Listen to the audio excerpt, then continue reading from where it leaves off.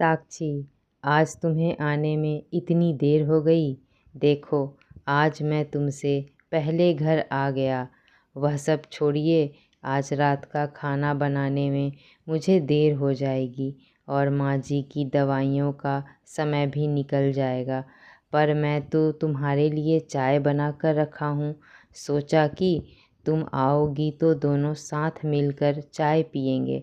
चाय पीकर जैसे ही वह दोनों किचन की तरफ गए, तभी निर्मला जी आवाज़ लगाने लगी, अभिषेक, अभिषेक कहते हुए निर्मला जी रसोई की तरफ आई तो देखा उनका बेटा अभिषेक उसकी बहू साक्षी की रसोई में मदद कर रहा था। साक्षी ने गैस पर चाय चढ़ाई हुई थी और दूसरी तरफ अभिषेक तवे पर ब्रेड बटर टोस्ट कर रहा था। माँ की आवाज़ से अभिषेक पीछे मुड़ा और बोला, क्या हुआ मम्मा? आप तो ऊपर कमरे में आराम कर रही थीं ना, क्या हुआ? कुछ चाहिए था? निर्मला जी बोली, हाँ, कमरे में थी, पर अच्छा हुआ जो यहाँ आ गई। क्यों बहू, अब तुझसे घर के 2-4 काम नहीं हो रहे जो मेरे बेटे को काम पर लगा दिया है? तेरा तो नाटक अब बढ़ते ही जा रहा है। अभिषेक सुन, बीवी की जी हुजूरी हो जाए तो याद है ना, मैं वही याद दिलाने आई थी। आज एक्सरे की रिपोर्ट आ गई होगी, तू ऑफिस जाते वक्त ले लेना और आते वक्त डॉक्टर को दिखा आना।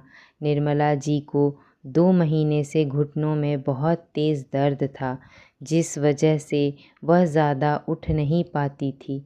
साक्षी और अभिषेक दोनों जॉब करते थे। साक्षी ने अपने ऑफिस में बात कर ली थी, जिस वजह से वो घर बैठे ऑफिस का काम करती थी और निर्मला जी का ध्यान भी रख पाती थी।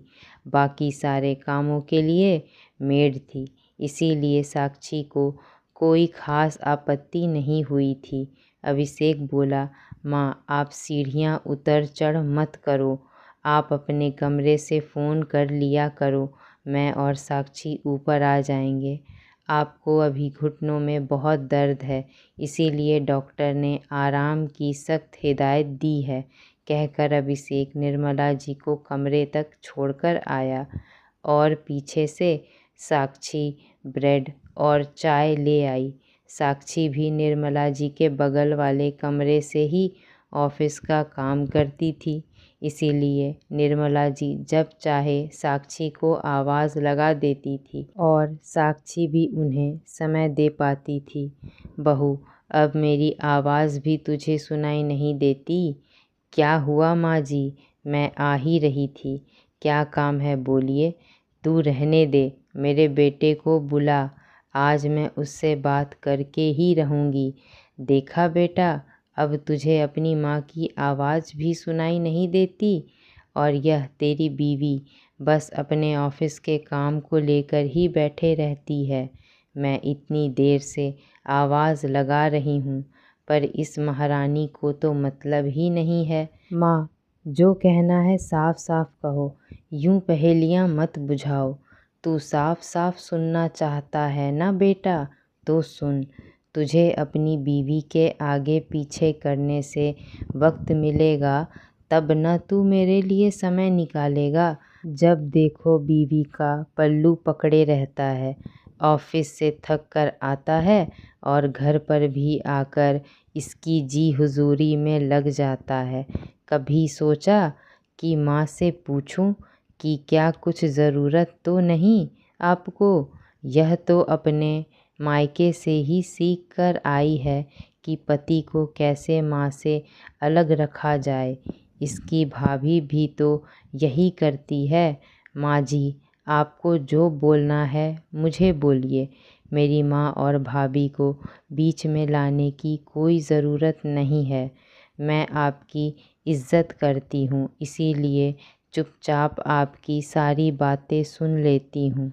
अगर मेरी माँ ने माँ बेटे को अलग करना सिखाया होता तो मैं आपके बेटे को लेकर कब की यहाँ से जा चुकी होती। अगर मेरे पति ने मेरी थोड़ी मदद कर दी तो आपको इतना जलन होने लगा। बेटा देख रहा है तेरी बीवी कैसे कैंची की तरह मुंह चला रही है। माँ, आप यह सब क्या बोल रही हैं? साक्षी भी तो ऑफिस में और घर में दोनों जगह काम करती है। अगर मैंने इसकी थोड़ी मदद कर दी तो क्या गलत कर दिया? पापा भी तो आपकी मदद किया करते थे, आप भूल गईं? तेरे पापा मदद करते थे, पर तेरी दादी के कड़वे बात मुझे ही सुनने पड़ते थे। भूल गया तू? माँ जी, आप ऐसा क्यों बोल रही हैं? मैं आपके सारे काम तो कर ही देती हूँ। लेट हो रहा था, इसीलिए अभिषेक जी मेरी मदद कर रहे थे। माँ, अगर आप मेरी बीवी को बेटी समझेंगी तो यह भी आपकी सेवा माँ समझकर करेगी। इस घर को जोड़ कर रखना आपके हाथ में है। अगर आपको अच्छा नहीं लगता तो मैं अपनी बीवी के साथ यहाँ से चला जाता हूँ, ताकि आप आराम से रह सकें और मैं भी कुछ समय शांति से रह पाऊँगा। नहीं बहू, मुझे माफ़ कर दो, मैं तुम लोगों के बिना नहीं रह सकती। मैं शायद अपने साथ हुए अत्याचार को तुम्हारे साथ दोहराना चाह रही थी, पर अब मुझे मेरी गलती का एहसास हो गया है। मैंने बेटे को यूं बहू का हाथ बटाते देखा, मुझे अपने दिन याद आ गए, किस तरह से तेरे पापा को मेरी मदद करते थे। तेरी दादी मुझे सताया करती थी। उस वक्त मुझे बहुत बुरा लगता था, पर मैं यह कैसे भूल गई मेरे कड़वे बातों से बहू को कितना बुरा लगता होगा।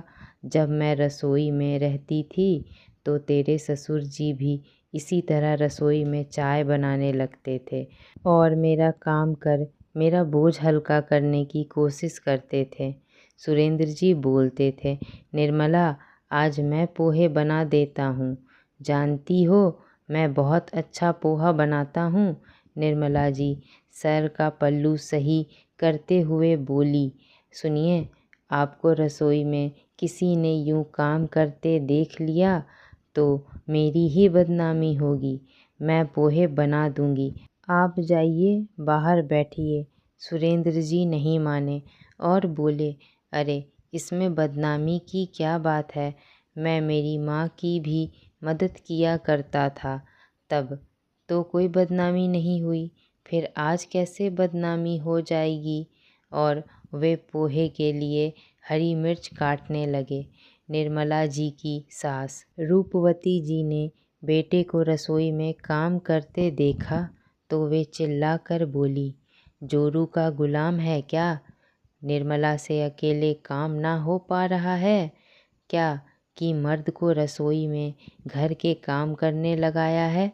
निर्मला बोली, माँ जी, मैंने इनको मना किया था मगर यह ना माने। रूपवती जी बोली, भोली तो ऐसे बन रही है जैसे तू बोलेगी और मैं मान जाऊंगी। पीछे से सुरेंद्र जी बोले, माँ, मैं तुम्हारी भी तो मदद करता था, तब तो तुम ऐसा ना कहती थी, फिर अब क्या हो गया? हमारे घर के मर्द यूं जोरू के घर की रसोई में मदद नहीं करते, समझा? सुरेंद्र जी गुस्से से मिर्च हाथों से फेंक कर चले गए। इस पर भी मामला ठंडा ना हुआ। रूपवती जी ने आस पड़ोस तक बातें फैला दी कि निर्मला पति से घर का काम करवाती है, जोरू का गुलाम बना दिया है उसने मेरे बेटे को।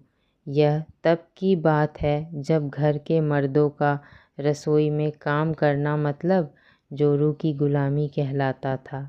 तब की सास अपने बेटों को यूं बहू की मदद करते नहीं देख सकती थी, मगर अब की सास समझदार हो गई है। वह जानती है बेटा बहू मिलकर कमाते हैं तो मिलकर घर का काम भी करते हैं। अब के बेटे बहू पढ़े लिखे हैं, एक दूसरे का आदर करते हैं और जानते हैं कि लड़कियों के दायरे सिर्फ चूल्हे चौके तक नहीं हैं। दोस्तों, लोग अपने साथ हुए गलत व्यवहार को कभी नहीं भूलते। जब घर में नई बहू आती है तो सास उसे भी इस प्रकार प्रताड़ित करना चाहती है जिस प्रकार उसकी सास ने उन्हें सताया था। पर ज़माना बदल गया है। आज के बेटे बहू आज़ादी से रहना चाहते हैं। अगर उन्हें वह आज़ादी नहीं दी गई तो परिवार टूटकर बिखर जाता है। बदलते ज़माने के साथ हमें अपनी सोच भी बदलने की ज़रूरत है, तभी घर में खुशहाली हो पाएगी। दोस्तों, हमारी कहानी कैसी लगी हमें कमेंट में ज़रूर बताएं। ऐसी ही पारिवारिक कहानियों को सुनने के लिए हमारे चैनल को सब्सक्राइब करना ना भूलें। धन्यवाद।